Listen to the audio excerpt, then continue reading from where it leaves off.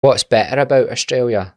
Because it's going to make me think, should I go back? And we aren't going through that again. And I've disclosed I didn't do my farm work to everybody, so that's not happening.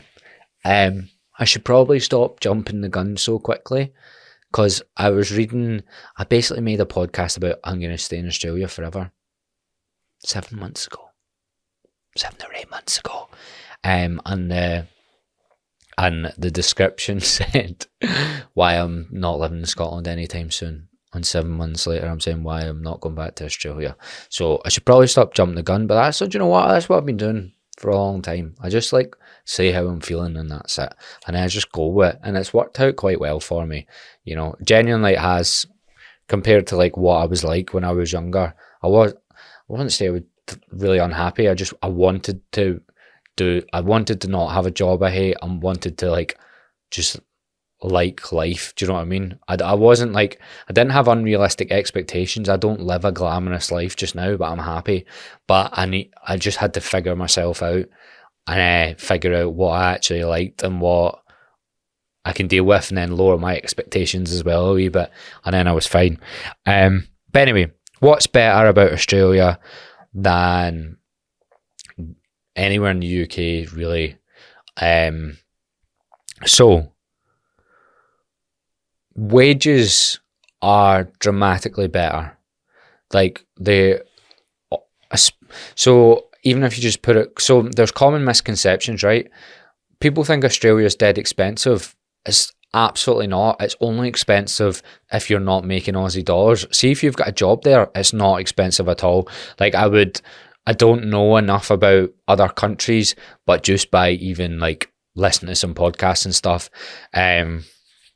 it must be up there in one of the top countries for the wage to cost of living difference, like the amount of money like the average person makes to the amount of money they could get by on. It must be like it's got to be up there for being one of the best of that. Because even like New Zealand, it sounds very similar to the UK when people, because you meet loads of people that like then just try New Zealand because they can't stay in Australia. And I always tell people are like, I want to go to New Zealand. I was like, you've seen a picture, right? You've seen a few nice pictures, class, right? But if you actually want to move to the other side of the world, there's a reason that so many Kiwis move to Australia, and it's because there's more opportunity, more money, and the lifestyle is better because of that. Weather's better as well. So when anyone goes like that, because people just want to choose New Zealand to be different, because a lot of people move to Australia, but there's a reason a lot of people move to Australia, and trust me, I'm the ultimate contrarian.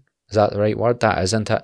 And I will tell you that even though New Zealand would be a different choice and it would make you a wee bit different, Australia there's a reason everyone goes. It's just like there's a combination of things that just make it a fucking unbelievably class place to live. With some downfalls that we'll go through. Otherwise, I'm going to book a flight. So the wages, so I was bartending. I was on, when I first went, I was on about $27 an hour. Now, I'd done a few bartending shifts, so I'm basically, before I go into things, I'm a full-time PT. I'm an online coach as well. See, when I moved back, which I should have went through in the last bit, I started this business. If you go on my Instagram, you can see what I do. But for 3 years, I've basically been building a PT business, done in person, done online. I'm doing all right for myself, worked my fucking arse off because I didn't see any other way of me enjoying life in the UK or making enough money to like be able to even move out and stuff. And I haven't moved out in the UK because it's fucking way harder here. So I was bartending. I was on the equivalent about, so $27 an hour. Back home, the 6 months of bartending I've done, I was on about £9 an hour. So $27 is maybe like 16 quid an hour. On almost double bartending, mate. Just bartending. And if I went through, so they do everything weekly there. So I would maybe make about $1,000 a week working anywhere between 38 to 42 hours. This isn't perfect numbers, and I'm talking about 5 years ago, so I can't remember the perfect numbers. I actually can remember quite specific things though. So everyone's done weekly there. So if you can think about my cost of living, right? Bear in mind, I'm living 5 kilometers outside of Melbourne, which you're like, oh, he's moved 5 kilometers outside of Melbourne and make it better. No, I would actually hate to live in the city centre of Melbourne. It's too busy. It's not, everyone goes just outside it, to like the beach and stuff. Not that there's class beaches in Melbourne, but there is beaches. So that was like the prime spot I was living in. I was paying $210 a week.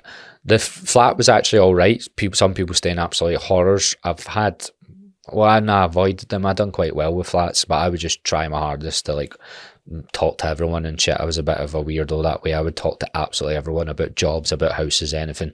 So $210. I'm also not like I was notoriously bad at saving, so I'm not like that. I'm not like got everything organised and like know my finances and stuff. Absolutely not. That was not me.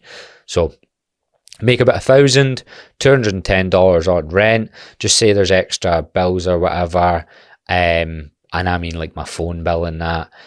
Say that comes up to about $300, and then I would be able to live on about $200 to $300 a week. I was going out flat out, but I worked in bars and I knew quite a lot of places that would give me free pints. We got 2 knockoffs after our shifts, which after a long shift, I would usually be a wee bit buzzed after 2 pints, and then I would go and have 8 more, but like maybe get 3 of them for free. Sometimes I would absolutely spunk all that money. I'm just saying I could quite easily live on $500 to $600 a week if I wanted to, but a lot of the times I wanted to buy a suit and go to the races where I get chucked out after an hour. Okay? You know, sometimes I made silly decisions, but if you want to make money and save money there, it's a million times easier in the UK. When I used to work in the UK and look at my wage, I'd be like, I can't even get by living with my dad on this wage. Never mind go on holiday or do anything. Do you know what I mean? That's the way it felt every time I got a wage here. So it was a stark difference going out there. There's a reason that nurses is full of Irish nurses, quite a lot of UK nurses. Nurses will probably make, I don't know the numbers, don't sue me, but probably about double. You get rates. So like if I work past 38 hours or 37 and a half or whatever it is, you would get time and a half or double. You get Saturday rates, Sunday rates, where you would get more money. Money's so much better over there.